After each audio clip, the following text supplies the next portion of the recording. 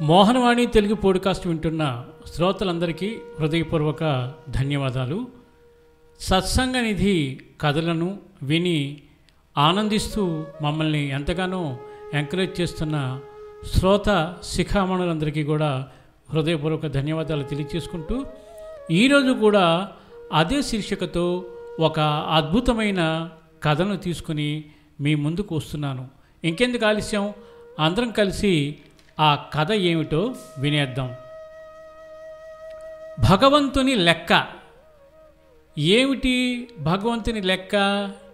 ఎవరికి ఏ రకంగా లెక్కలు భగవంతుడు వేస్తాడు అనే విషయాన్ని ఈ కథలోకి వెళ్ళి అందరం తెలుసుకుందాం. సుమారు 300 సంవత్సరాల క్రితం జరిగిన యథార్థ సంఘటనను తెలుసుకుందాం. నాగులాపురం అనే గ్రామం నుండి 2 వ్యక్తులు ప్రక్కనే ఉన్న తమ బంధువుల గ్రామానికి కాలినడకన బయలుదేరారు. మధ్యలో ఆకలి వేసినప్పుడు తినడానికి తమతో పాటుగా కొన్ని పదార్థాలను తెచ్చుకున్నారు. సుమారు వారు చేరుకోవడానికి 10 గంటల సమయం పడుతుంది. కొంత సమయం ప్రయాణం చేశాక బాగా అలసిపోయి ఉండడం వలన మధ్యాహ్న సమయానికి ఆకలి వేసింది. సుమారు మధ్యాహ్నం 1 లేక 2 గంటల సమయానికి వారు వెళ్ళే దారిలో ఇలా పెద్ద చెట్టు, సెలయేరు కనిపించాయి. ఇక్కడ కూర్చుని మన వద్ద ఉన్న పదార్థాలు తిని కొంత సమయం విశ్రాంతి తీసుకుని బయలుదేరుదాం అనుకున్నారు. సెలయేటి వద్దకు వెళ్ళి కొంత నీరు త్రాగి వచ్చి తమ పదార్థాలు ఉన్న మూతలు విప్పే సమయంలో మరొక వ్యక్తి వచ్చి, అయ్యా, నాకు చాలా ఆకలిగా ఉన్నది, తినడానికి ఏదైనా పదార్థం పెట్టండి అని అడిగాడు. వీరు సరేనని తమ మూటలు విప్పారు. మొదటి వ్యక్తి మూటలో 3 రొట్టెలు ఉన్నాయి.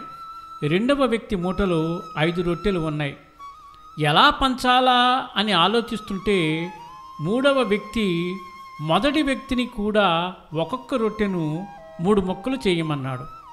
మరలా రెండవ వ్యక్తిని ఒక్కొక్క రొట్టెను 3 ముక్కలు చేయమన్నాడు.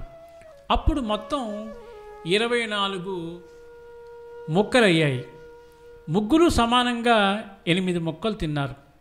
ఆ మూడో వ్యక్తి బయలుదేరేటప్పుడు వీరి వద్దకు వచ్చి, అయ్యా, నాకు ఆహారాన్నిచ్చి నా ప్రాణాన్ని కాపాడారు. మీ రుణాన్ని ఏమిచ్చినా తీర్చుకోలేను, కానీ నా వద్ద ఉన్న దానిలో కొంత మీకు ఇస్తానని 8 బంగారు నాణ్యాలను వారిద్దరికీ సమర్పించి వెళ్ళాడు. మొదటి వ్యక్తి రెండవ వ్యక్తితో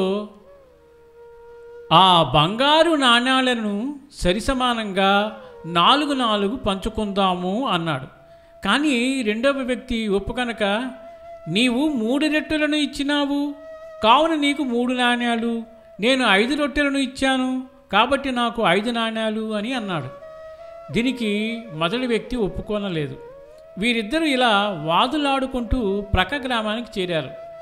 వీరిద్దరూ వాదులాడుకోవడం గ్రామస్తులు విని వివరమడగగా వారు జరిగినది వివరించారు. అంతటా గ్రామంలోని వారు, అయ్యా, మా రాజుగారు న్యాయపరుడు, మీరు మా రాజుగారిని ఆశ్రయించినట్లయితే మీకు న్యాయం జరుగుతుంది అన్నారు. వారిద్దరూ రాజు వద్దకు వెళ్ళి జరిగినదంతా వివరించి, రాజా, మీరు న్యాయం చెబుతారని మిమ్మల్ని ఆశ్రయించాము అన్నారు. రాజుగారు, మీరు ఆ నాణ్యాలను ఇక్కడ ఉంచి వెళ్ళి ఈ రాత్రికి ఇక్కడే మా రాజ్యంలోనే విశ్రాంతి తీసుకోండి, రేపు ఉదయాన్నే మీకు తీర్పు ఇస్తాను అంటూ భటులను పిలిపించి వారికి భోజనాన్ని పెట్టించి వసతి గృహాన్ని ఏర్పాటు చేయమన్నాడు. సరేనని 2 వ్యక్తులు వెళ్ళిపోయారు. రాజుగారు రాత్రి పడుకునే ముందు భగవంతుని వద్దకు వెళ్ళి, స్వామి, ఎవరికీ నొప్పి కలగకుండా నేనెలా తీర్పు చెప్పాలో మీరే నిర్దేశించండి అని వేడుకున్నాడు. ఆ రోజు రాత్రి భగవంతుడు కలలో కనిపించి వారి పుణ్య ఫలితంగా ఎవరికెంత ఎలా ఇవ్వాలనే విషయాన్ని చూపించారు. మరురోజు ఉదయాన్నే సభ ఏర్పాటైంది. ఆ ఇద్దరు వ్యక్తులు వచ్చారు. సభలో మంత్రులు మొదలైన వారంతా ఉన్నారు. రాజు ఒక భటుని పిలిపించి, ఈ 8 నాణ్యాలలో ఒక నాణ్యం మొదటి వ్యక్తికి, 7 నాణ్యాలు రెండవ వ్యక్తికి ఇవ్వమన్నారు. సభలోని వారంతా ఏమీ అర్థం కాక ఆశ్చర్యపోయారు. అప్పుడు రాజు మొదటి వ్యక్తిని ఇలా అడిగారు, నీ యొక్క రొట్టె ముక్కలు ఎన్ని? అతడు మొత్తం 9 అన్నాడు.